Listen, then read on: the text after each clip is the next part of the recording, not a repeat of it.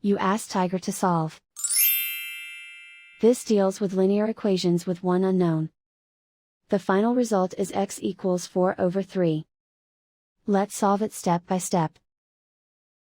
Group all x terms on the left side of the equation. Subtract 3x from both sides.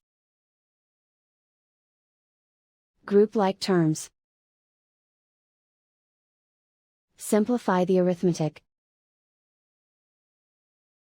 Group like terms. Simplify the arithmetic. Group all constants on the right side of the equation. Add 9 to both sides. Simplify the arithmetic.